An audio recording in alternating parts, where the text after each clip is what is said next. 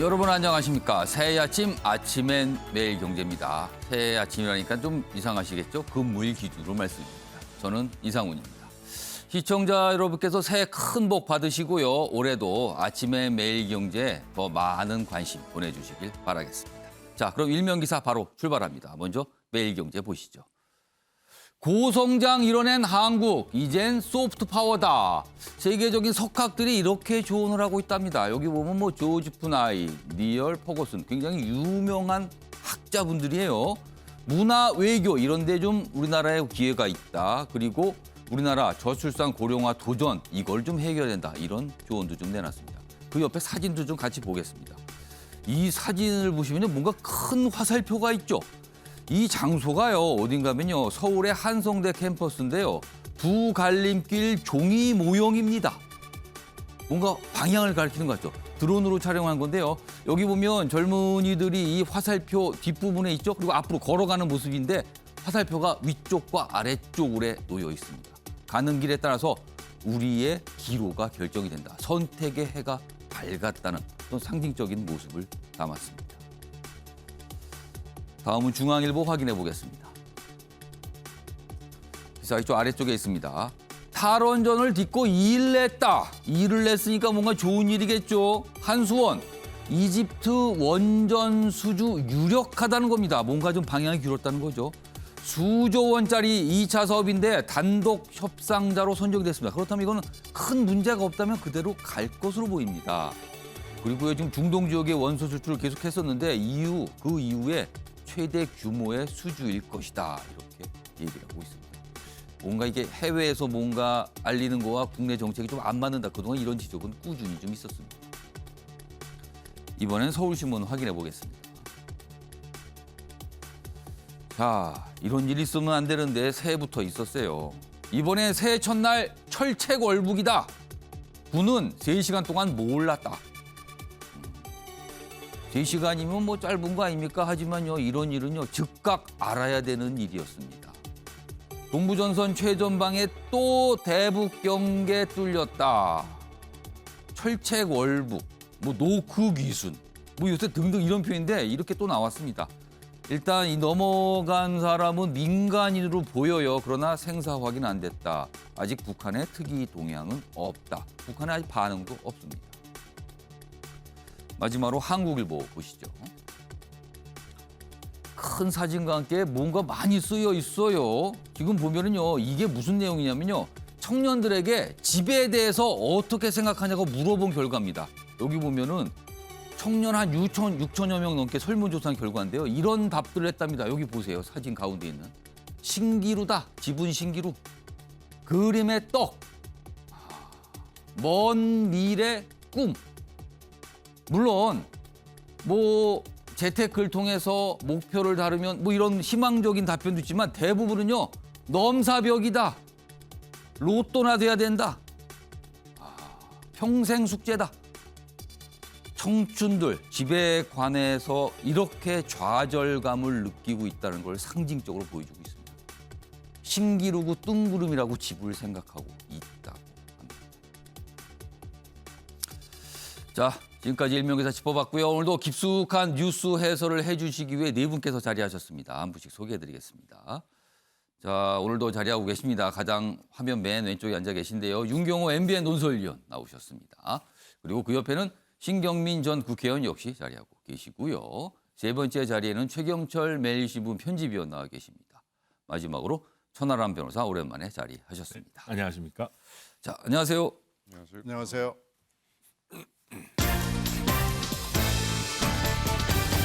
오늘 다룰 주요 이슈들을 4가지 키워드로 정리했습니다. 아침을 여는 키워드 한눈에 준비되어 있습니다. 하나씩 짚어보겠습니다. 먼저 첫 번째 키워드입니다. 코로나 천민이다. 이게 무슨 소릴까요? 오늘부터 방역 패스 유효 기간이 적용이 되고요. 그 방역 패스 적용하는 장소도 늘어납니다. 그런데요, 미접종자분들 또는 2차 접종만 마치시고 아직 부스터샷을 안 맞으신 분들, 여러 가지 사정이 있는 분들이 있어요. 그분들은요, 갈 수 없는 장소가 너무 많이 늘어나게 됩니다. 그래서 약간 자조 섞인, 아니면 비판일까요? 스스로를 코로나 천민 갑자기 됐다. 이런 얘기가 나오고 있습니다. 다뤄볼 예정입니다. 두 번째 키워드 보겠습니다. 물량 공세. 최근에 지지율 위기를 맞고 있는 윤석열 국민의힘 대선 후보. 이런 걸 의식했을까요? 어제요. 정책을 굉장히 많이 쏟아냈습니다. 그동안은 정책 그다지 많이 보여주지 못했는데 어제는 하루 동안 뭐 언론에 따라서는 4개 또는 5개 공약을 내놨다. 이렇게 평가받고 있습니다. 물량 공세다. 이런 표현도 등장했습니다. 세 번째 키워드 보겠습니다. 안 한다 하지만 할 것 같다. 뭐 이런 뜻이 생략된 것 같죠. 야권 후보 단일화입니다. 안철수 국민의당 대선 후보 최근에 지지율이 탄력받고 있어요. 그러자 언론에서 기자들이 단일화 얘기 질문 많이 하고 있습니다. 그런데 안 한다고 합니다. 본인이 승리할 거다. 끝까지 간다. 이런 취지 얘기 써놓고 있고요. 국민의힘 내부에서도 단일화에 대해 부정적이 있는데 과연 그렇게 될 것인가? 정치는 선거는 현실이니까요. 그래서 이런 시각도 있습니다. 마지막 키워드 보겠습니다. 또 뚫렸다. 일면 기사 봤습니다. 철책 월북 얘기입니다. 다뤄볼 예정입니다. 자, 아침에 매일경제 첫 번째 이슈는요. 뭐 시청자 여러분 이걸 좀 알아두셔야 될 것 같습니다. 방역 패스 유효 기간이 적용되거든요. 오늘부터입니다. 오늘부터 보시죠. 식당 들어갈 때 딩동 소리가 나면은 못 들어갑니다. 180일 지난 방역 패스 안 돼요. 그러니까 소리로 했을 때 딩동 나오면 이거는 경고음으로 간주가 돼서 못 들어가는 거고요. 조금 소리가 좀 긴 소리가 나고 뭐가 통과가 됐으면 이렇게 나오면 그건 들어갈 수가 있는 거예요. 소리가 다릅니다. 부스터샷 맞으면 바로 기간이 늘어난다. 그리고요. 청소년 방역 패스는 3월부터 적용한다. 그러니까 이분들이요. 지난해 7월 6일 이전까지 2차 접종 끝내신 분들은요. 이제 6개월이 지나서 오늘부터 적용이 되는 거예요. 물론 일주일 정도 계도 기간 둡니다. 그러나 그 기간 지나면은요. 단속이 되는 겁니다. 과태료 내셔야 되고요. 식당 주의분도 또 뭔가를 또 내셔야 됩니다. 딩동 오늘부터 경고음이 나온다고 합니다. 다음 기사 하나 더 보겠습니다. 자, 그런데요. 이런 지적이 나와요. 방역 패스 확대에 대한 여러 가지 불만과 이런 게 있는데 두 갈래입니다. 일단 이 2차 접종까지 성인의 93%가 우리나라 완료된 상태예요. 그런데도 지금 오미크론 변이 바이러스 지금 확진되고 있거든요. 그렇다면은 백신을 계속 맞는다고 그게 다가 아니다라는 지적이 있는 거거든요. 근데 효과에 대해서 의문인데 계속 방역 패스를 강력히 적용한다. 그리고요. 방역 패스에 지금 보면요. 대형 상점들, 백화점 다 적용됩니다. 그런데 교회는 왜 적용이 안 되는 건 거죠. 그동안 교회발 확진이 그렇게 많았는데 왜 여기는 빠졌느냐. 이런 문제 제기들이 좀 있습니다. 자, 그럼요. 이와 관련해 영상부터 좀 확인하고 오겠습니다. 뭐 현실적으로 좀 어려울 것 같아요. 6개월 지난지 제가 일일이 다 확인하는 게 벅차지 않을까 싶어요. 뭐 진짜 붐비고 그러면은 저희가 일일이 다 체크하러 돌아다니고 또 그래야 되고. 이제 방역 패스, 그다음에 이제 뭐 미접종자, 뭐 이런 거 이제 원래 이제 방역 지침과 어긋나는 행동을 하시는 분을 찾아내기가 쉽지 않다. 뭐 이런 이 식당 사장님의 호소였죠. 좀 더 보겠습니다, 기사. 여기 보시면요. 작은 재무로 된 부분에 좀 더 자세한 설명이 돼 있어요. 백화점과 대형마트 방역 패스 적용이죠. 그런데 예배가 생필품 구매보다 중요한 겁니까? 이런 지적이 나오는 거죠. 미접종자는 그럼 나는 코로나 천민입니다. 왜냐하면 백화점이나 대형마트에 물건 사러도 못 들어간다는 거예요, 이제는. 정치권 방역 패스 반대 목소리에도 정부는요. 오미크론 그리고 돌파 감염 막기 위해 조속히 3차 접종, 부스터샷 접종률을 끌어올려야 된다. 이런 목적 때문에 이걸 적용한다. 이렇게 설명하고 있습니다. 자, 윤경호 의원님 어떻게 생각하십니까? 이 부분은. 오늘부터 막상 시행인데 딩동 소리가 또 나지 않고 예. 뭐 쌓여서 예. 지난번에 작동이 안 됐던 그렇죠. 이제 먹통이 된 적이 있었어요. 먹통되는 막상 식당에 갔는데 먹통이 되는 이러면 정부 정책이 정말 신뢰도가 물론 이제 떨어져 정부 버리는 당국이 이제 그런 경험이 있어서 오늘은 준비를 좀 철저히 했다고 설명이 나왔어요. 그게 이제 관건이라는 생각이 들고요. 코로나와 관련해서는 방역 당국의 지침을 웬만하면 우리는 좀 따르십시다라는 얘기를 전 기회 될 때마다 했습니다. 왜냐? 예. 아무도 경험하지 못했던 그렇죠. 일이니까 예. 정부 당국 역시 다른 나라 우리보다 먼저 백신을 개발한 나라든 아니면 조금 더 방역에 꼼꼼하게 대책을 세운 나라든 보고 따라가는 거. 그 효과가 있으면 역시 동참하는 거. 저는 그런 점에서 하십시다라고 했는데 조금 탄력적으로 유연하게 이제 갈 필요가 있다. 지금 앵커가 이미 지적을 했습니다만 방역 패스 왜 그동안에 제외됐던 대형마트하고 백화점 예. 추가했는데 종교 시설은 그럼 왜 뺐느냐? 예.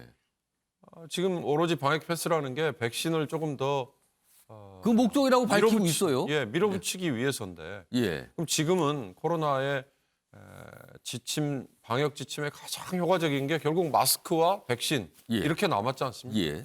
그러면 앞으로는 이제 감기처럼 이제 개인의 책임입니다. 그러나 백신과 마스크 2개는 좀 지켜주세요라고 이렇게 계도하고 유도하는 쪽으로 가야지 예. 이걸 강제하는 방식은 이제는 2단계 정도에서 예. 이제 점점 좀 죽이는 게 맞는 거 아닌가라는 생각이 듭니다. 사실 유럽이나 미국 쪽하고 비교를 해보면 저는 예. 우리 국민들처럼 정부가 하십시다라고 할 때 왜 내 자유를 침해하느냐라고 반발 이런 거 별로 없는 나라가 그동안 드물잖아요. 굉장히 잘 따라줬어요. 정말 우리 우리 드물지 국민들은요. 않습니까? 정말 자발적으로 잘 따라주지 예. 않습니까? 그렇다면 이제는 강제 이걸로 가지 말고 이제 유도, 그다음에 설득, 계도 이렇게 점점 가는 게 예. 이번 방역 패스 이후로는 예. 그렇게 가는 게 저는 좋을 것 같다는 생각이 듭니다. 최영철 편집위원. 네. 벌써 2년째거든요, 코로나. 근데 코로나 초기에 이제 방역 조치에 대해서 뭐 유럽 국가를 보면 뭐 굉장한 반발, 막 시위도 있고 그랬거든요. 굉장히 안 좋은 모습도 있었는데 사실 이 방역 조치 그리고 방역 패스와 관련해서는 그동안 많은 분들 전문가들이 인센티브, 그러니까 그거를 잘 지키고 접종을 많이 하신 분들한테 뭔가 유리한 걸 주는 방향이 가야지 안 한 사람한테 불리한 걸 주면 안 된다 그러는데 사실상 지금 불리한 방향으로 가고 있거든요. 이건 좀 어떻게 보세요? 그렇습니다. 불리한 방향으로 가다 보니까 개인의 이익을 지나치게 지금 침해하고 있다는 지금 비판의 목소리가 커지고 있는 거예요. 사실 언제나 민주주의 국가에서는 공익이 우선이냐, 개인의 이익이 우선이냐 예. 충돌하기 마련이지만 지난 2년간은 개인의 이익을 굉장히 우리 국민들이 잘 참아오셨죠. 예. 공익을 우선하기 위해서 개인의 이익을 많이 참아왔는데 방역 패스라는 것은 너무나 지나치게 공익을 우선하고 개인의 이익을 너무 폄하하는 것이 아닌가 저는 이런 생각을 해봅니다. 왜냐하면 개인이 최소한의 권리를 지니려면 예. 장도 보러 가고 그리고 어떤 물건을 사러 갈 수 있는 자유는 줘야 되지 않습니까? 예. 내가 만약에 백혈구 수치가 부족한데 예. 의사가 이렇게 얘기합니다. 아, 조금 이 예방 접종이 조금 몸에 무리가 올 수 있습니다. 아. 그러면 사실 이게 맞기가 어려운 거거든요. 제 그런 주변에 분들이 그런 계시죠. 사람을 몇 예. 번 봤는데 그렇다면 저분들은 개인의 기본적인 장보기도 못해야 하는 것인가? 아. 이러한 부분은 정말 좀 국가가 한번 생각해 봐야 될 것이 아닌가. 국가가 정말 강제해야 할 것은 예. 여태까지 국민들이 잘해왔던 마스크 쓰고 손만 잘 씻어서 예. 충분히 우리 코로나19를 잘 버텨나가고 방어할 수 있는데 이 정말 검증되지 않은 예. 이 3차 예방접종을 한다고 해서 코로나 걸리지 않습니까? 국가가 장담할 수 있습니까? 그건 아니지 않습니까? 그렇기 때문에 기본적인 방역 수칙을 잘 지킨다면 최소한의 권리는 보장해 줘야 되는 것이 아닌가. 예. 이번에 방역 수칙은 정말 기본적인 최소한의 권리도 빼앗아가는 것이기 때문에 예. 국가 이번 강제 조치에 대해서는 조금 지나치게 공익만을 생각하는 것이다. 그것은 행정 편의주의에 가깝다. 예. 이번은 조금 제고할 필요가 있다고 저는 생각합니다. 특히 이 대형마트 상점에 가는 거를 제한하는 부분에 대해서 약간 불만들이 많이 계시거든요. 아니 물건 사러 가는 건데도 이렇게까지 하십니까라는 지적들이 좀 있어요. 자, 근데 뭐 정부는 좀 밀어붙이고 있습니다. 일단은요. 좀 지켜봐야겠습니다.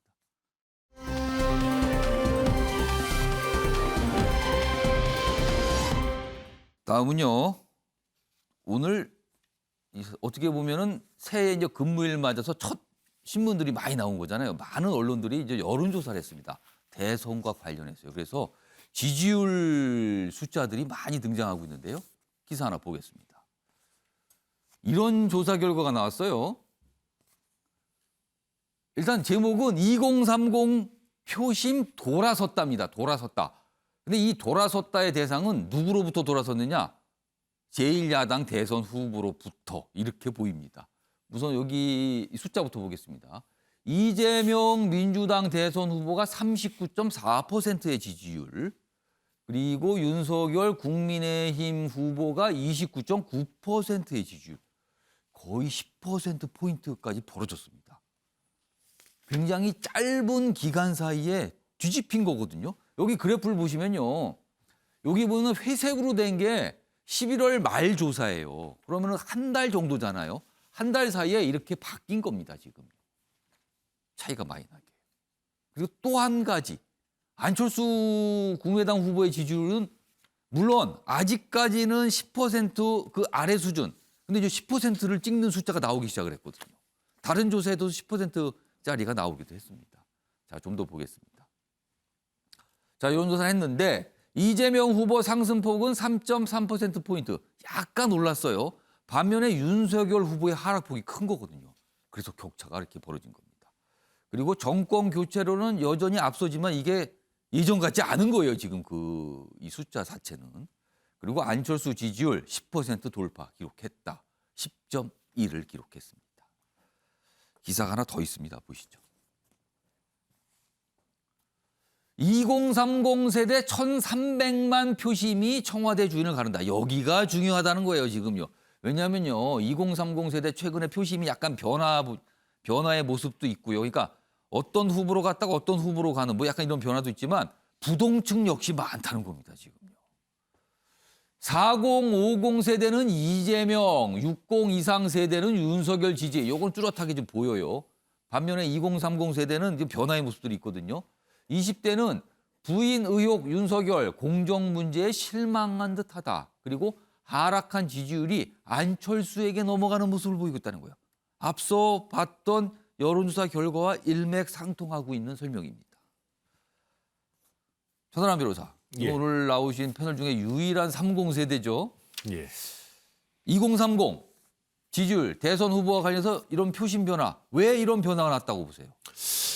일단 그 30대, 20대에게서 굉장히 중요한 이슈가 하나가 있습니다. 어떤 이게 겁니까? 젠더 갈등 이슈인데요. 예. 이게 아마 40대, 50대 이상이신 분들은 좀 잘 이해하시기 어려우실 수가 있는데 그 2030 남성뿐만 아니라 꽤 많은 여성들 같은 경우도 좀 극단적 페미니즘에 대해서 굉장히 반감을 가지고 있는 경우들이 꽤 있습니다. 예.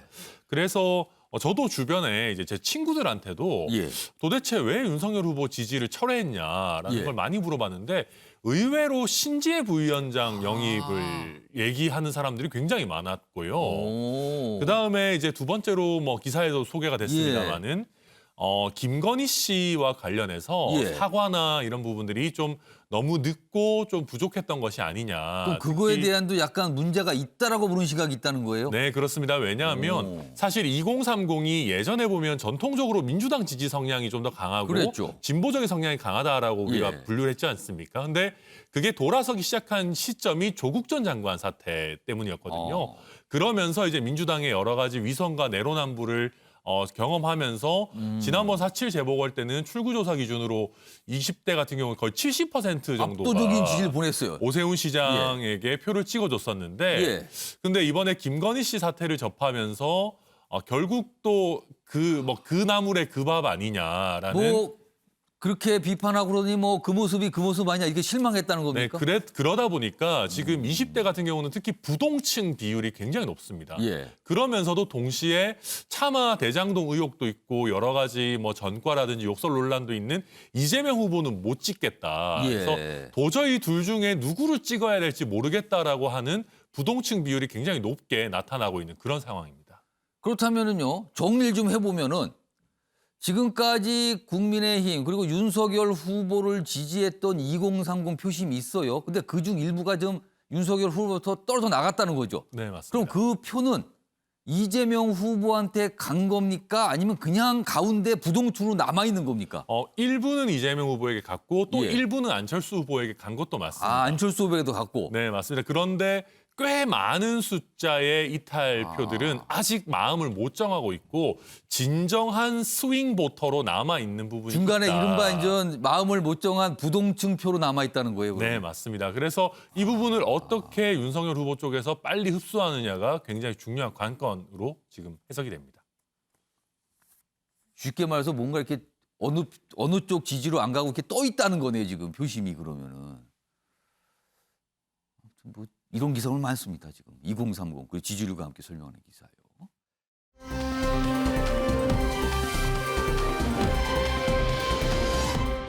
자, 그러면요. 윤석열 후보 얘기 좀 본격적으로 해보겠습니다. 지금 뭐 지지율 위기다, 복합 리스크다, 뭐 이런 표현 많이 나왔어요. 오늘도 역시 그런 표현이 있는데 그런데 이런 걸 분명히 의식을 했겠죠. 새해부터 뭔가 달라진 모습을 보여주기 위해 애쓰는 듯한 모습이 나타나고 있습니다. 먼저 기사가 두 가지가 준비되어 있습니다. 먼저 첫 번째 보시죠. 구두까지 벗고 큰절한 윤. 큰절하니까 이재명 후보가 먼저 절을 했네요. 큰절을.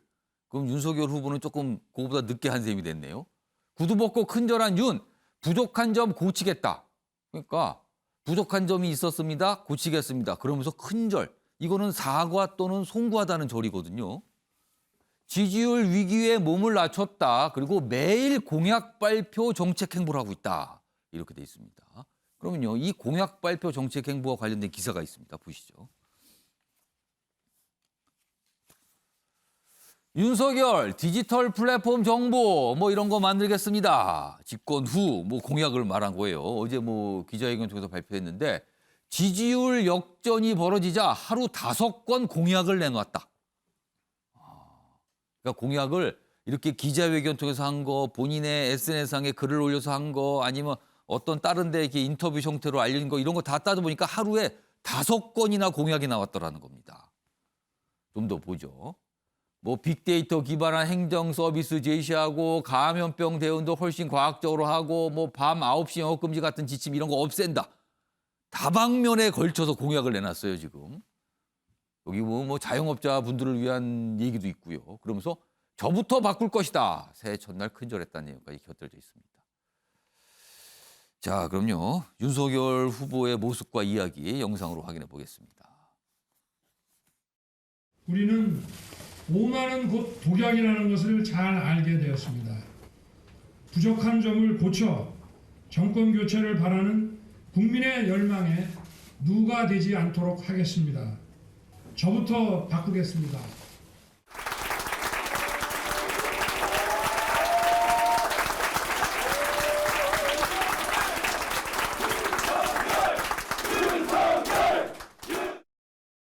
부모님 시신을 무조건 화장하라 하고 저녁 9시 이후 영업금지 등 비과학적 방역 지침도 더 이상 없을 것입니다.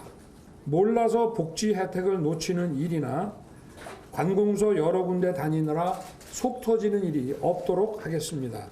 우리 자영업 우리 소상인들한테는 이게 뭐 전쟁하고 똑같아요. 정부가 출범하면은 하여튼 100일 이내에 먼저 1차적인 보상을 피해 규모에 따른 보상을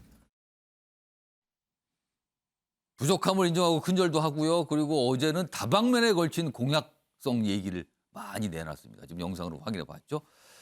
자, 그럼 뭔가 이제 바뀌겠다. 그리고 정책을 좀 봐주세요. 이렇게 호소하고 있는 거거든요.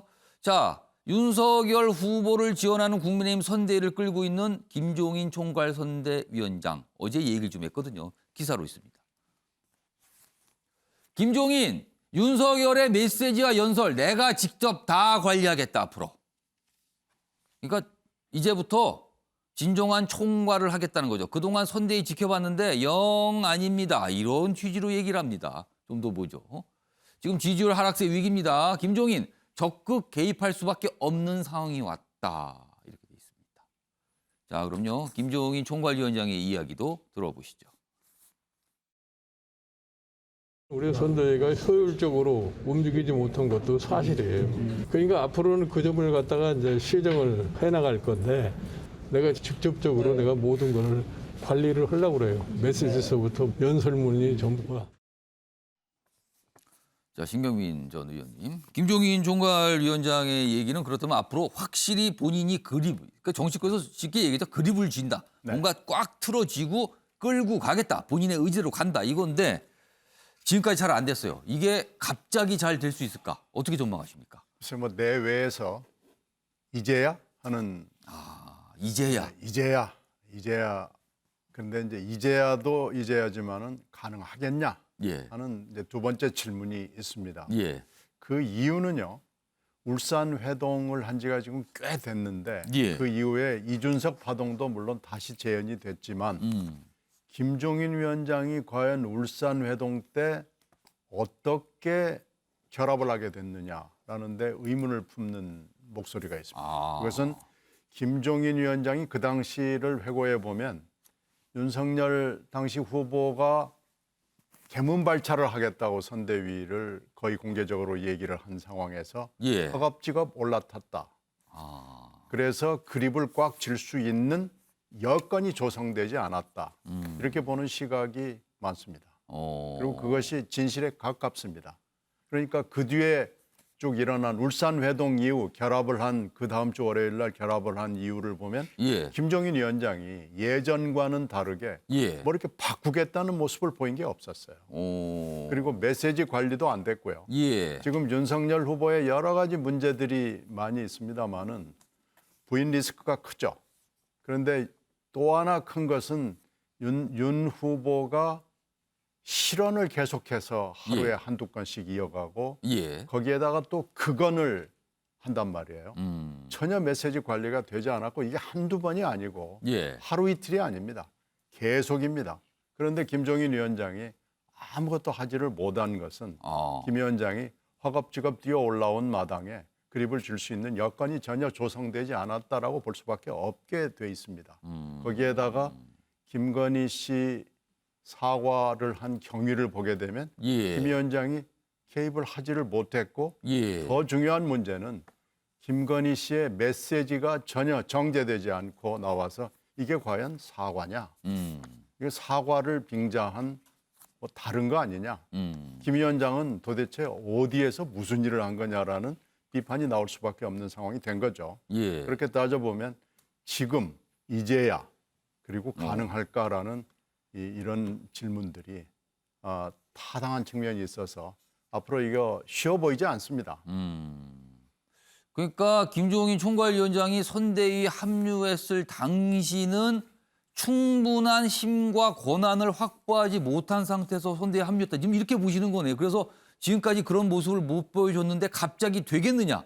지금 이런 말씀인 건가요? 그러면은요? 그렇죠. 울산부터 그렇게 됐고 예. 지금까지 이렇게 왔고 이제 3단계로 들어가는 거 아니겠어요? 예. 근데 이게 될까? 이런 다 의문들이 있는 거죠.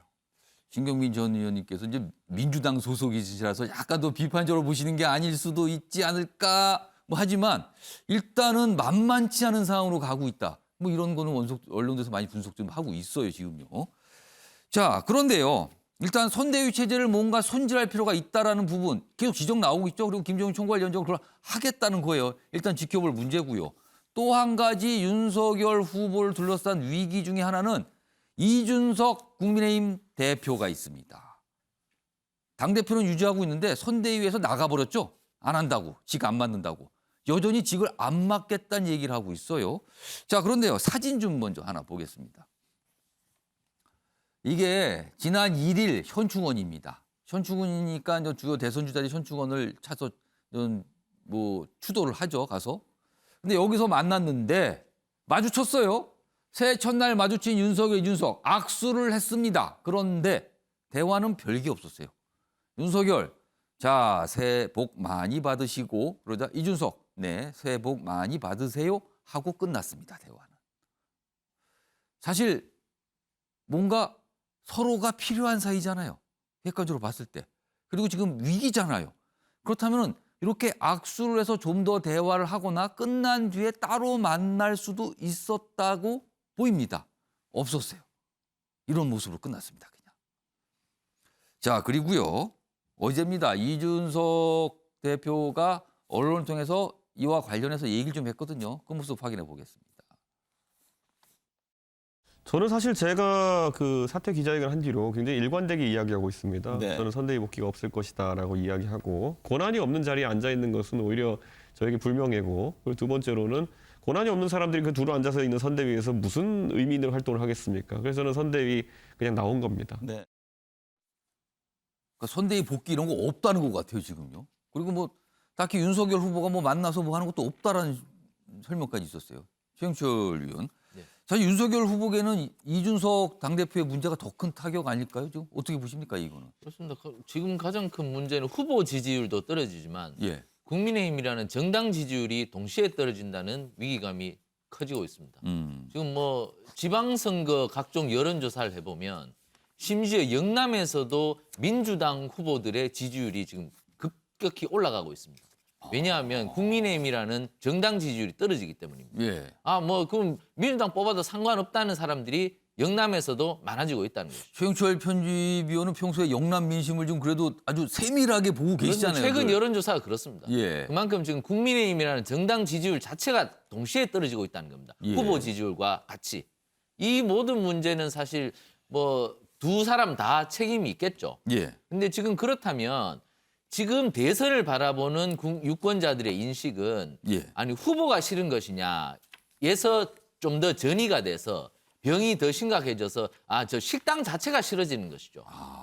그냥 요리사가 싫어서 나 저 식당 안 가는 것이 아니라 저 식당 자체가 도저히 지저분해서 나 저 식당에 못 들어가겠다는 지금 그 단계로 가고 있다는 그렇습니다. 겁니까? 그 단계로 가기 때문에 심각하다는 것이죠.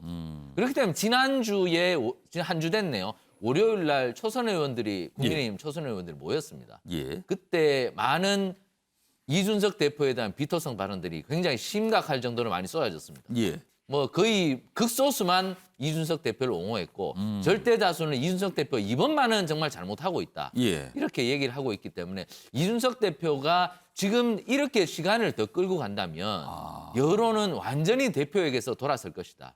왜냐하면 후보를 망치는 것이 아니고 예. 당을 망치고 있기 때문에 그렇습니다. 그렇다면 지금 지지율상으로 윤석열 후보를 바라보는 표심도 그다지 좋지 않지만 이준석 대표의 모습을 바라보는 여론 역시 호의적이지 않게 가고 있다는 겁니까 지금? 당 대표는 예. 정당 안정성을 기할 큰 책무가 있습니다. 어. 그러니까 정당의 발전을 좀 더 꾀하는 사람이 예. 대선 후보라면 정당을 안정적으로 끌고 가는 것이 당 대표죠. 그러한 당 대표의 책무를 지금 후보와의 갈등 때문에 게을리하고 있는 것이 아닌가. 저는 국민의힘을 위하는 정당의 대표라면 지금 이 길은 아니라고 생각합니다. 예. 그런데 만약에 이준석 대표가 만약 이번 주 지나고 다음 주까지 지나버린다면 예. 국민의힘 지지자들은 당대표에 대해서 인식을 해버리지 않을 겁니다. 오. 그렇다면 이준석 대표는 선대위로 돌아가려고 해도 돌아갈 자리가 없다는 것이죠. 예. 그렇기 때문에 당대표로서 정당 안정성을 꾀해야 하는 예. 그러한 막중한 책무를 생각한다면 이 대표는 지금 자신의 정치적 생명을 위해서라도 예. 지금 다시 달리 생각해 봐야 될 때다. 어. 국민의힘이라는 정당을 위해서 생각해야지 윤석열 후보라는 예. 후보 개인을 위해서 생각해야 될 때는 아니라고 저는 생각합니다. 지금 상황이 묘한 게요. 민주당에서는 논평을 여러 차례 내는데 이준석 대표와 관련 논평을 자주 내요, 요즘에. 근데 보면은 내용이 이준석 대표를 두둔하면서 윤석열 후보가 그릇이 작다. 그래서 포용을 못한다. 이런 취지의 내용들 논평을 담고 있어요, 지금요. 굉장히 묘하죠. 그러니까 민주당이 이준석 대표를 두둔하거나 지지하는 모양새예요, 지금요. 자, 전화한 변호사. 네. 윤석열 후보는 이준석 대표의 저런 모습에 아예 관심이 없는 겁니까? 어떻게 보세요? 일단 뭐 아마도 이준석 대표가 또 나름의 판단이 있고 예. 또 자기 생각이 있는 사람이기 때문에 뭐 강하게 얘기한다고 해서 그게 그 자체로 이렇게 받아들여지겠느냐 하는 생각이 있지 않을까는 뭐 제 추측입니다만 예. 그런 생각도 있는 것 같고요. 그러면은 그렇게 생각하고 그냥 두는 거예요. 그냥 시간은 가든 말든 뭐 기다리면 된다는 겁니까? 아니면 신경 안 쓴다는 겁니까? 그러니까 물론 이제 제가 알기로도 윤석열 후보 본인이 아니라 이제 우리 선대위가 사실 당 전체가 거의 뭐 선대위에 들어가 있으니까요. 선대위에 소속된 의원들을 통해서 이제 이준석 대표와 함께 이제 활동하는 그런 쪽과 소통은 하고 있다고는 들었습니다. 근데 예. 직접적인 소통은 아직 없는 걸로 보이고요. 그러니까 민주당 입장에서도 사실 이런 저희의 좀 이런 어떤 어려운 상황이 좀 예. 지속되기를 바라기 때문에 또 아무래도 이준석 대표를 경쟁 정당이니까 경쟁 정당이 잘 되길 바라지는 않겠죠. 네, 옹호하는 것도 있고 또 이게 또 한 가지 민주당 입장에서 전략적인 것이 예. 이준석 대표를 옹호하는 것이 또 2030 표심에도 플러스가 되는 부분들이 있단 말이에요. 그러니까 오히려 우리는 젊은 리더를 존중한다라는 것도 보여줄 수 있는 일석이조의 효과가 있다 보니까 지금 민주당에서 그런 식으로 생각지도 나오고 않게 생색을 내는 겁니까? 네, 그럼 그런 식으로 이제 나오고 있는 것 같은데요. 예. 근데 이제 저도 이준석 대표와 관련해서 그 말도 맞습니다. 이준석 대표가 2030 표심을 다 쥐고 있는 거냐? 아니죠. 그러니까 이게 뭐 2030을 조직적으로 이준석 대표가 갖고 있고 이런 건 전혀 아닙니다. 예. 다만 제가 아쉬운 부분 중에 하나는 이준석 대표가 누구보다 2030이 어떤 걸 했을 때 좋아하고 어떤 걸 했을 때 싫어한다라는 거에 대한 감각이 좋아요. 잘 안다는 거네요. 네, 맞습니다. 그래서 이준석 대표가 선대위에 들어오고 안 들어오고를 떠나서 예. 이준석 대표가 하자는 방향성대로 좀 갔었다면 저희가 2030에서 표 이탈을 좀 많이 막을 수 있었을 텐데 예. 하는 아쉬운 생각은 동시에 듭니다. 그러면은 선대위 내에서 이준석 대표의 역할에 대한 아쉬움이 여전히 크게 있는 거네요, 지금요. 네, 맞습니다. 특히 지금 최근에 뭐 우리 아까도 말씀드렸습니다만 예. 2030 표심이 많이 좀 빠지고 하면서 예. 그런 부분이 있었는데 중요한 것은 이준석 대표 하나만 다시 들어온다고 해서 2030 표심이 회복되는 것이 아닙니다. 제가 아까 말씀드렸던 젠더 이슈 또 문제도 마찬가지고 예. 김건희 씨와 관련한 사과 문제도 그렇고 예. 또 2030에서 굉장히 싫어하는 것들이 뭐 예를 들면 극우 유튜브라든지 뭐 극단적인 주장이라든지 뭐 예. 부정선거 음모론이라든지 이런 부분들도 굉장히 안 좋아하는 부분들이 있습니다. 예. 뭐 최근에는 뭐 김민전 선대위원장 발언 관련한 문제라든지 이런 부분들도 있기 때문에 단순히 이준석 대표 하나를 선대위에 받아들이고 말고의 문제가 아니라 예. 이준석 대표가 얘기하는 방향성을 받아들여야지만 사실 이준석 대표를 100% 활용할 수 있는 예. 그런 문제인 건 맞습니다. 윤석열 후보가 아무튼 여러 갈래에서 약간 어려운 상황에 처해 있는 거는 분명히 보입니다. 반면에요, 요즘 굉장히 미소 짓고 있는 분이 계십니다. 안철수 국민의당 후보인데요. 앞서서 봤던 중앙일보 여론조사 기사 다시 한번 불러오겠습니다. 여기 보시면요. 여기 맨 끝에 있죠? 안철수 이렇게 되면서 한 달 전쯤에는 한 6% 정도. 그리고 이 당시에 지지율 조사 보면 5%, 4% 뭐 이 정도였어요. 근데 요즘에 10%.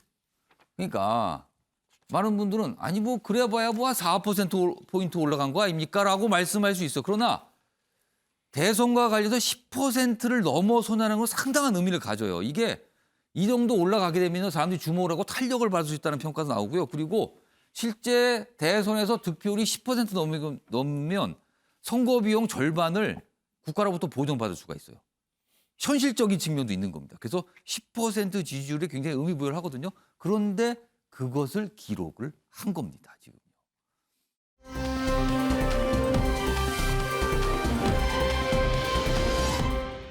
자, 지지율 오른 안철수. 그러자 많은 분들이 그럼 단일화 혹시? 이렇게 물어보거든요. 그런데 이렇게 대답합니다. 야권 단일화 생각 안 합니다. 설 무렵이면은요, 저를 포함해서 3강 체제로 갑니다. 이렇게 자신감을 보였어요. 3강 체제. 일부 여론조사에서 10% 넘기는 게 나왔죠, 이제. 자, 그럼요. 어제 안철수 후보 뭐 공약 발표도 하고요. 그리고 그게 끝난 뒤에 질문도 많이 받고 답을 했어요. 들어보겠습니다. 저는 생각하고 있지 않습니다. 제가 당선이 되고 제가 정권 교체를 해서 이 시대를 한 단계 더 앞서 나가게 하는 새 시대의 마청이 되자는 그 생각이 있습니다. 가급적이면 빠른 시간 내에 이런 TV 토론을 통해서 여러 대선 후보들 간에 또 서로의 그 직접적인 비교 그런 것들이 가능해졌으면 좋겠다는 바람입니다. 민주당 지지자분들 중에서도 이재명 후보에 대해서 실망한 사람들이 굉장히 많습니다. 호남에서도 보면은요, 윤석열 후보, 이재명을 각각을 겨냥해서 얘기해서 그리고 본인이 새 시대의 막형 되겠습니다. 그러면은 다른 후보들은 새 시대가 아닌 게 된 셈이 돼요. 저 말에 따르면요. 어떻게 보면 좀 상당한 자신감을 보이고 있습니다, 지금요. 관련 기사 하나 더 이어가 보겠습니다. 지지율 10% 안철수의 약진에 복잡해진 야권 대선 셈법이다.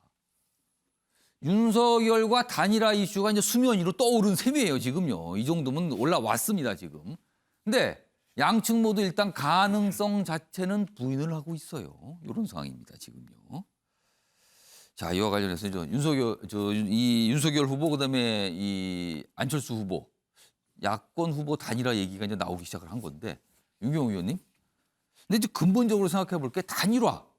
사실은 그동안 선거 때 좀 있었어요. 근데 항상 나오는 게 이건 구태다, 야합이다. 지금이 어느 시절인데 아직도 또 이런 모습이니까라는 지적도 여전히 정치권에 있습니다. 이건 좀 어떻게 보세요, 이런 지적은?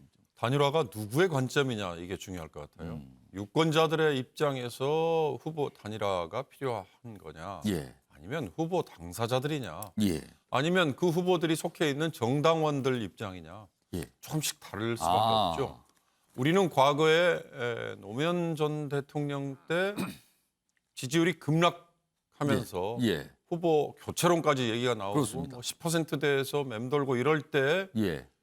비슷한 성향의 누군가를 찾다가 뭐 아니면 비슷한 성향이 아니면 결국 야권이었죠. 예. 야권에서 찾다가 아니면 그때는 사실 꼭 야권이라고 할 수는 없는 것은 있지만 예. 정몽준이라는 대타가 떴어요. 음. 그래서 나온 게 이제 후보 단일화라는 얘기가 우리 국민들에게 익숙해져 있는데 예. 다른 나라의 경우를 놓고 본다면 특정한 후보가 다른 후보를 지지 선언 후에 사퇴를 하는 예. 방식, 그게 가장 자연스럽죠. 음. 정당 내에서든 아니면 정당이 바깥에서든 예. 아니면 연정이죠. 연립정부를 하자고 둘이 손잡는 거예요. 그렇죠. 그거는 당대당이 합당을 하지 않고 예. 그냥 존재를 하면서 예. 연립정부를 하겠다. 음. 이건 공개적으로 사실은 손을 잡는 거니까 예. 후보 매수 이런 시비가 나올 수가 없는 거 아니겠어요? 이게 지금은 윤석열 후보가 야권 내 유력 주자였는데 지지율이 떨어지고 있다. 그다음에 아까 최경철 의원이 잘 설명했듯이 지금 국민의힘에 대해서도 국민 유권자들이 지금 외면을 하고 있잖아요. 예. 외면까지는 아닙니다만 그동안에 이 집권당에 대해서 대체 세력으로 수권 정당의 대체 예. 세력으로 생각을 했는데 하는 걸 보니 도저히 믿업지 못하다. 그 최소한 곱지 않은 시선인 건 분명해 보여요. 그러니까요. 예. 그런 점에서 지금 윤석열 후보와 야당의 선택 대안에 대한 그 폭이 좁아지고 있는데 예. 그런 점에서 이제 안철수라는 과거에도 나왔었던 후보에 대한 뭐 향수 내지는 그냥 어부지리 뭐 이런 것들이 지금 같이 작용하는 거 아닌가. 그 반작용의 모습이 저는 크다는 건가요? 충분히 그렇다고 봅니다. 왜냐 지금 최근에 안철수 후보가 표를 끌어갈 만한 자생력을 보여준 건 없잖아요. 뚜렷하게 뭘 한 건 없다. 그렇습니다. 그러니까 윤석열이라는 짧은 기간 내에 이미지를 가지고 쌓아져 온 야권의 유력 후보가 예. 그 이미지가 지금 최근에 한순간에 다 무너져 버렸지 않습니까? 예. 공정, 상식 예. 이런 거 이제 말 못 하잖아요. 본인이. 그런 상황에서 그 어부지리가 지금 안철수에게 갔기 때문에 이 지지율이 저는 과연 계속 이어져 갈까. 아. 그런 점에서 조금 의문이 들고요. 예. 정말 우리 정치가 선진화되는 거라면 아까 제가 말씀드렸듯이 특정한 후보에 대해서 지지 선언 후에 본인은 사퇴하고 지지한다고 사퇴해버리면 된다. 그럼요. 그게 맞는 거고 아니면 미리 상대 당과 당대당에 연정을 하거나 아니면 합당을 하거나 그게 유권자들에게 떳떳한 선택 대안을 드리는 거지 예. 단일화라는 이름으로 그 주체도 정말 명확하지 않은 단일화라는 이름으로 자꾸 연기를 피우게 하는 거는 예. 전 정치가 선진적으로 가는 거는 아닌 예. 것 같다는 생각은 합니다. 일단 이런 윤경호 의원님 같은 지적이 많아요, 정치권에. 이거 뭐 뻑하면 툭하면 뭐 단일화냐 뭐 이런 지적 분명히 나옵니다, 지금요. 자, 그럼에도 불구하고 아무튼 부상을 했어요, 단일화 이슈는. 그런데 이와 관련해서 이준석 대표 어제 언론 인터뷰에서 좀 부정적인 얘기를 했어요. 그 모습도 좀 확인해 보겠습니다. 지금 안철수 후보의 지지층이 일치적으로 2030에서 확장되는 것처럼 보이는 것은 네. 2030에 우리 후보에 대한 불만이 있는 겁니다. 자, 그렇다면 역설적으로 이런 겁니다. 자, 우리 후보가 일시적으로 안 좋아져가지고 안철수 후보에게 간 지지율이 그럼 안철수, 윤석열 단일화를 해서 만약 우리 후보가 된다면은 네. 그럼 다시 윤석열에게 오겠습니까? 윤석열이 싫어져가지고 간 사람들인데 그렇기 때문에 저는 단일화 해도 그건 합쳐질 수 없는 지지율이 될 가능성이 높다. 네. 부정적이죠? 뭐 단일화한다고 그게 뭐 그냥 표가 오롯이 뭐 표가 그냥 더하기 하면 되는 겁니까? 뭐 이런 얘기예요 지금. 어렵다는 거죠. 반면에요.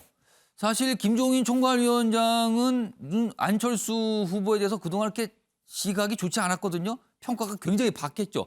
근데 최근에요. 약간 달라졌습니다. 최근에 언론 인터뷰에서 이런 얘기를 합니다. 이 안철수 후보와의 단일화 가능성에 대한 질문을 받고요. 뭐 두고 봐야 알 일. 예전 같았으면은 그럼 말도 안 되는 소리 그만하세요. 이런 분위기인데 그게 아니에요, 지금. 뭐 합치는 것이 일정 부분은 도움이 될 것이다. 이해 당사자인 후보들끼리 알아서 하는 것이다. 이 정도면요, 뭐 할 수도 있지 않겠습니까로 읽힙니다, 지금요. 결이 달라요. 그렇다면은 김종인 총괄위원장과 이준석 대표의 의견이 좀 확연히 달라진 겁니다, 지금요. 이 얘기 좀 해보겠습니다. 먼저 천하람 변호사. 예. 이준석 대표가 얘기했어요. 뭐 2030 표시라는 게 뭐 단일화만 하면 뭐 그대로 왔다 갔다 움직이는 줄 아느냐? 그거 아니다. 이 의견에 대해서는 어떻게 보십니까? 이거 뭐 단순히 2030만 볼 것은 아니고요. 예. 그러니까 이준석 대표가 경계하는 지점은 저희가 또 단일화 논의에만 매몰되는 겁니다.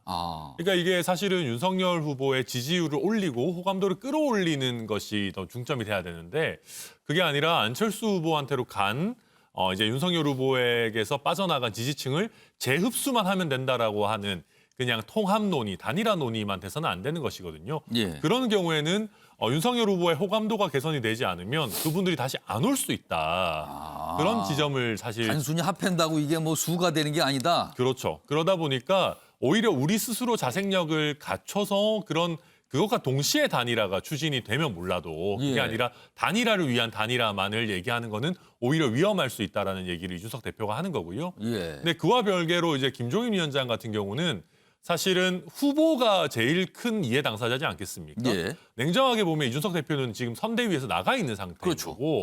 결국은 후보의 의중이 제일 중요한 것인데 후보 입장에서는 그래도 조금이라도 새는 표를 막고 싶어 하는 거니까 또 어떤 변수를 줄이고 싶어 하고 그렇다면 후보들이 뭐 원하고 마음만 맞으면 할 수 있는 건 아니겠느냐. 뭐 특히 당내에서도 대부분의 의원들이 뭐 해서 나쁠 거는 최소한 없고 그리고 결국은 하게 되지 않겠느냐라고 생각하고 있는 그런 분위기인 분위기가 거는 많습니까, 지금? 맞습니다. 네, 결국에는 그렇습니다. 하게 되지 않겠는가? 예. 그 결국에는 하게 되는 거는 윤석열 후보로 하게 된다는 기대를 하는 건가요? 아무래도 그렇습니다. 네. 그래서 좀 분위기는. 근데 이준석 대표는 지금 선대위 밖에 있는데 좀 그 부정적으로 본다. 그걸 무슨 단순히 1대1 더하기로 끝나는 문제가 아닐 수 있다라는 지적이죠. 그러니까. 최경철 의원님께는요, 이 질문을 드릴게요. 안철수 후보, 지금 본인이 새 시대에 막혀면 되겠다 그래서 그 안철수 뭐 단일화 없다 이렇게 얘기했어요. 만약에 안철수 후보가 단일화 안 하고 완주를 쭉 하게 되면 그러니까 3강 체제로 돼서 완주하게 되면 이거 대선 결과가 어떻게 되는 겁니까, 그러면은? 뭐 그럴 가능성도 있겠지만 예. 실현 가능성은 낮다고 봐야죠. 그럼 여기서 실현 가능성은 안철수 후보가 단독으로 완주할 가능성이 낮다고 보시는 거예요? 왜냐하면 우리나라가 이 양당 체제라는 경로를 오랫동안 형성해 왔기 때문에 예. 이 우리나라 유권자들이 정당 일체감이 굉장히 강합니다. 그러니까 특정 정당, 민주당 좋아하는 사람은 웬만하면 국민의힘으로 바꾸지 않고 국민의힘 좋아하는 사람은 웬만하면 다른 정당을 바꾸지 않습니다. 예. 그런 비율이 굉장히 많다는 얘기죠. 예. 그러니까 제3자가 들어와서 그 틈을 헤집고 들어가서 표를 얻어서 새로운 대통령이 된다. 이것은 사실 불가능에 가깝다는 것이죠. 지금 문재인 대통령이 거의 40%가 넘습니다. 임기 말 예. 지지율에. 그렇습니다. 그렇다면 민주당 지지율이 그만큼 높다는 겁니다. 그렇다면 국민의힘 지지율도 뭐 한 30% 된다고 친다면 예. 그럼 안철수 국민의힘 대표가 대선판에 들어와서 단독으로 이기기는 힘들다는 것이죠. 자신도 잘 알 겁니다. 그렇기 때문에 안철수 대표는 예. 무조건 단일화로 갈 수밖에 없다. 예. 그러나 지금 단일화를 간다고 얘기할 수는 없겠죠. 벌써부터 얘기하면 좀 이게 그렇습니다. 협상의 심도 떨어지고 그런다는 겁니까? 아예 지지율이라고 불리는 15%를 돌파하는 순간 안철수 후보는 그야말로 대단히 큰 보석이 될 것이고 그렇다면 단일화를 해서 자신이 이길 수도 있다는 자신감을 가질 겁니다. 예. 적어도 진다 하더라도 두둑한 보상책은 가져갈 수 있다. 이번 대선만큼 보상책이 많은 대선은 없다. 곧 따라서 지방선거가 옵니다. 예. 그리고 보궐선거도 있습니다. 예. 여러 가지 보상책을 국민의당이 챙길 것이 많기 때문에 예. 안철수 후보로서는 지금이 굉장히 가치가 올라갈 수밖에 없다. 그럼으로써 극적인 단일화를 통해서 컨벤션 효과를 누리면서 예. 통합 단일 후보는 굉장히 큰 지지율 상승세를 폭발적으로 한번 또 일으킬 것이다. 이렇게 보기 때문에 안철수 후보와 만약에 국민의힘이 예. 단일화를 한다면 예. 굉장히 큰 폭발력을 보일 수밖에 없을 것이다. 저는 이렇게 예측합니다. 신경민 전 의원께는요, 민주당의 시각으로서 두 가지 질문을 좀 드릴게요.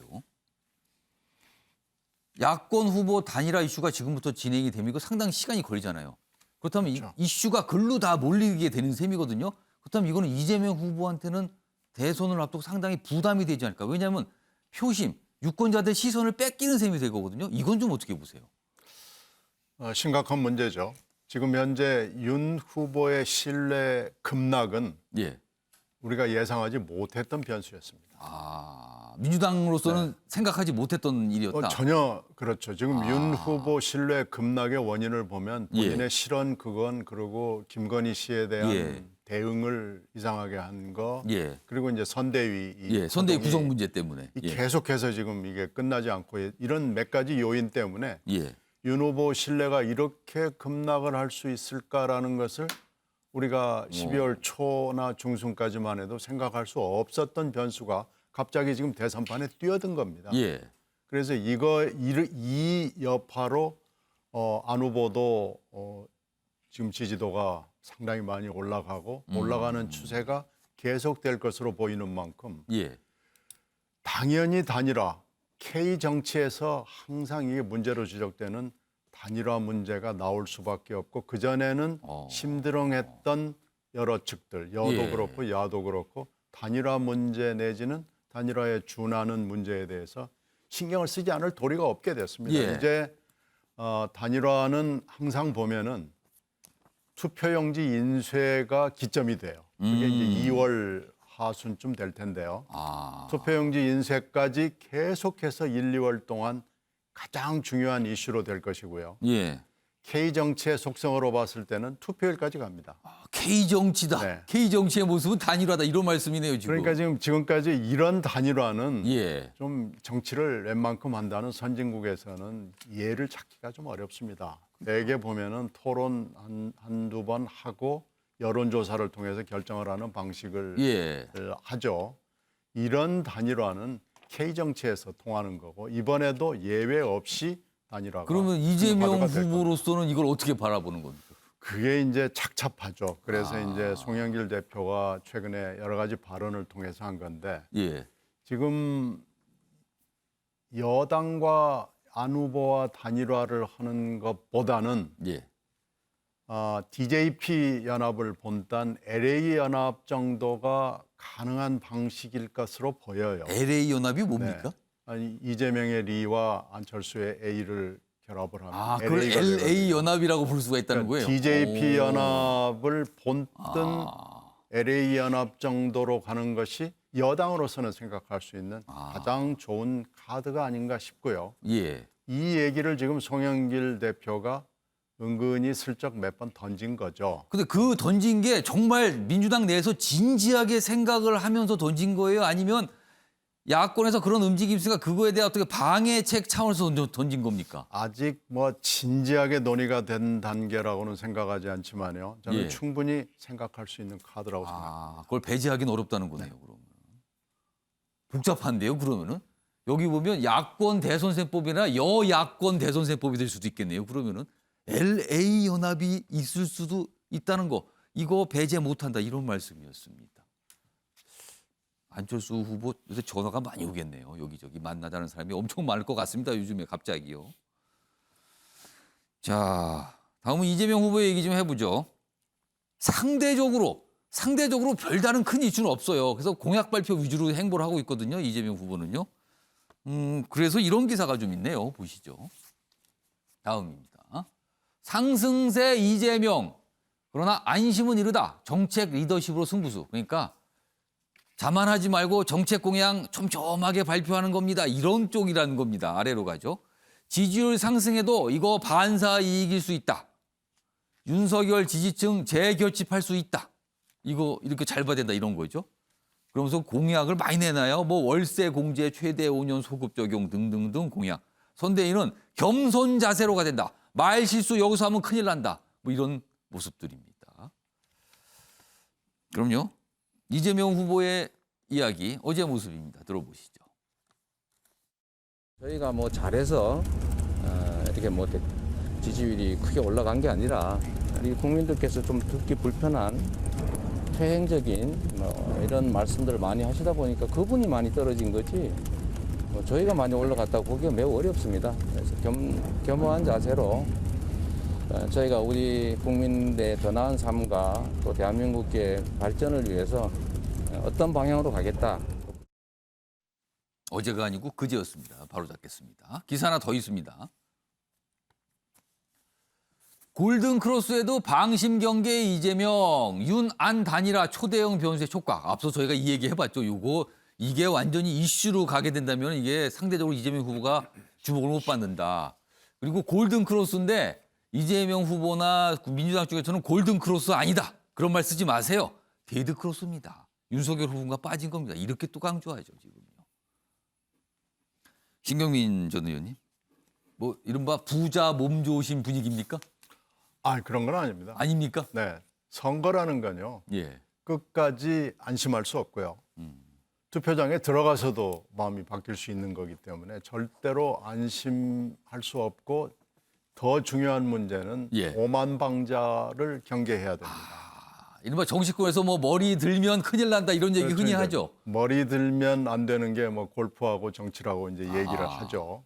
그래서 절대로 오만방자하면 안 되고 겸손을 끝까지 유지해야 되고 모든 가능성에 대해서 항상 예의주시하고 예. 대처해야 합니다. 그런 점에서 뭐 기본 자세가 이렇고요. 또 하나는 윤 후보의 신뢰 하락이 제가 아까 뭐 새로운 변수, 갑자기 튀어나온 변수라고 얘기를 했는데 지금 여러 가지 복합적인 요인 때문에 윤 후보의 신뢰가 급락을 하고 있는데 예.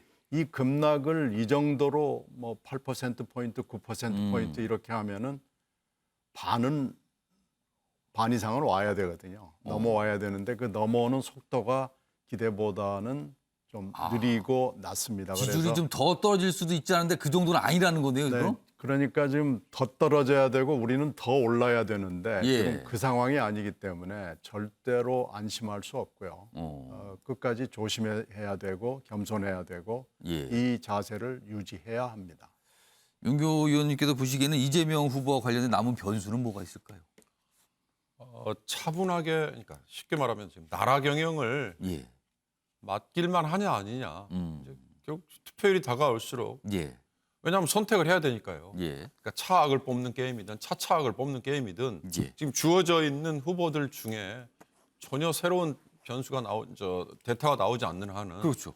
뻔히 지금 있는 사람들 중에 찍어야 되잖아요. 예. 아니면 기권해야 되는 거잖아요. 예. 외면해야 되는 건데 외면하는 것보다는 그래도 참여해서 차차하기라도 예. 선택을 해라 이거 아니겠어요?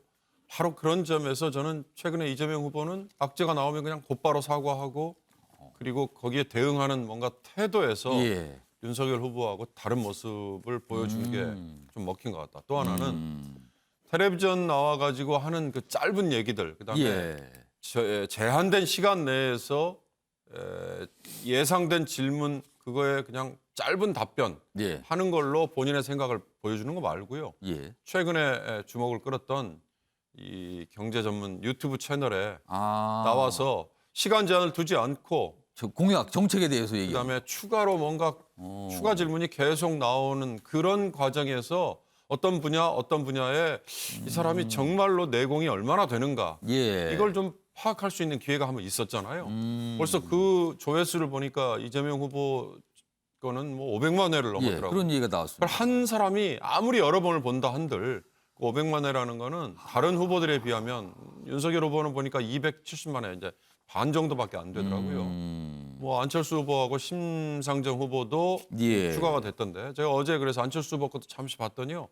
과학기술 분야에 관해서는 역시 안철수 후보가 내공이 역시 뛰어나다. 본인이 잘하는 분야죠. 보여주더라고요. 예.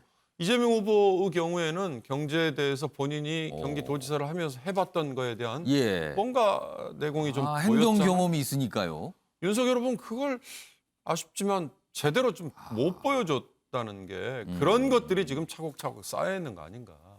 그렇다면 이제 남은 60일 동안에는 이제 얼마나 많은 정책들을 이제 이만한 두꺼운 정책집들을 내놓을 거 아니겠어요. 예. 그 정책들을 본인이 얼마나 잘 소화하고 앞으로 내가 나라를 어떻게 예. 경영하겠다.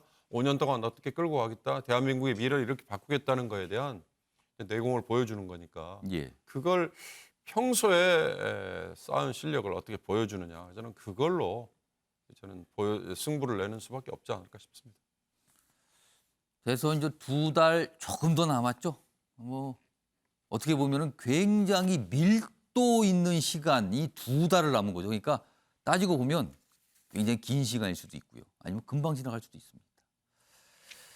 자, 뭐 정치권 소식, 대선 주자 이야기는 이 정도로 좀 정리하겠습니다. 다음은요. 새해 첫날부터 있어서는 안 될 일인데 있어 버렸습니다. 철책 월북 얘기입니다. 철책 넘어 한 명 월북했다. 최전방 경계 또 뚫렸다. CCTV에 찍혔는데 3시간 뒤에나 인지. 경보가 울렸는데도 이상 없다고 철수. 22사단입니다. 그래서 이런 일 자꾸 벌어지니까 별들의 무덤이다라는 별칭이 붙었대요. 여기가. 자, 그럼요. 이 상황에 대해서 군 당국의 설명부터 영상으로 확인해 보겠습니다. 어제 야간에 동부전선 DMZ를 통해 미상인원 1명이 월북한 상황이 있었으며 현재 합참 전투태세 검열실에서 현장 확인 중에 있습니다. 자, 그래서 다음 기사가 나와요. 보겠습니다. 경보 울려도 출동해놓고도 이상 없다 보고. 첨단 장비 타령했죠. 그동안 뭐 장비가 부족해서. 근데 장비 갖췄습니다. 근데도 뚫렸어요. 그러면 결국 군기 문제 아닙니까? 이거는 아래로 갑니다. 해엄 귀순 후 장비 보강 밟힌 군. 이번에도 3시간 넘게 우왕좌왕. 출동 부대는 눈 발자국도 관찰 안 했다. 지휘부는 평화 강조, 최전방 구멍. 뭐 이렇게 쭉 썼습니다. 이건 근본적인 문제 있는 거 아닙니까? 이렇게 보는 거죠. 다음 만평도 좀 하나 있어요. 이와 관련된 내용을 다루고 있습니다. 이게 뭐죠? 철책에 뭐가 걸려 있어요? 새해 많이 받으세요. 근데 구멍이 났네요. 이게 새해 구멍을 많이 받으시라는 겁니까? 이게 무슨 소리입니까? 이게. 망신인 거죠. 이거는. 있어서는 안 되네. 그리고 동부전선 이상 없다가 아니라 있다로 써 있습니다. 이렇게 돼 있습니다. 최영철 위원, 왜 이러는 거죠? 뭐 우리 국민들이 바라는 것이 있을 겁니다.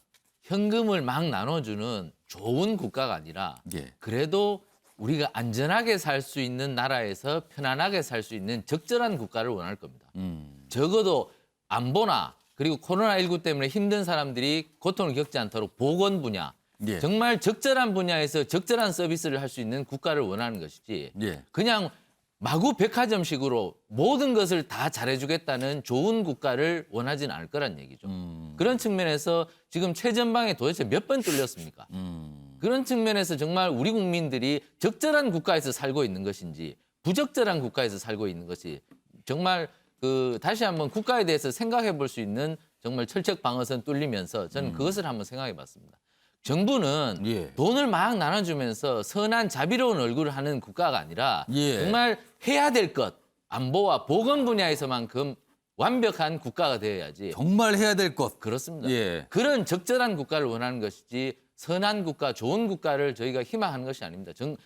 국가가 적어도 안보와 보건 분야, 정말 국민들이 간절히 원하는 분야에서만큼은 완벽한 서비스를 하기를 부탁하는 것이 바로 새해를 맞는 국민들의 바람일 겁니다. 계속 반복되고 있죠. 뭔가 누군가 북한에서 넘어왔는데 모르고 넘어왔어요. 그냥 알려줘요. 넘어왔다고. 그때 알아요. 그리고 넘어갔어요. 밖으로. 넘어갔다는 건 또 넘어올 수도 있다는 겁니까? 아무도 모르게. 새해 첫날부터 깜짝 놀라는 소식. 사과 많이 하는데 사과 갖고 될 문제는 아닌 것 같아요. 안 바뀌어요. 잘. 안 바뀌고 있습니다. 다음은 좀 마지막 주제인데요. 뭐 소개만 좀 드리겠습니다. 원전 관련된 기사인데 유럽에서 들려온 소식이네요. 유럽연합, EU, 원전 투자, 친환경 녹색 분류 방침입니다. 우리는 친환경 에너지에서 원전을 일단 뺐죠. 근데 유럽연합은 좀 다르게 간다고 그래요. 그래서 뭐 에너지 안정적 수급을 위해서는 원전이 필요하다. 그래서 일단 친환경을 놓았다는 거죠. 다음 기사로 더 보겠습니다. 근데 또 유럽 내에서도 좀 대립전선이 있어요. 이 문제 가지고는. 한국과 다른 EU의 결정인데 여기 보시면 프랑스는 친원전, 독일은 탈원전이에요. 의견이 달라요. 그러니까 유럽 내의 주요 국가들이기 때문에 이거에 대한 또 어떤 갈등이 있을 수도 있다. 이 기사는 좀 이렇게 소개하고 있습니다. 유럽도 이게 좀 큰 문제입니다. 친원전이냐 탈원전이냐.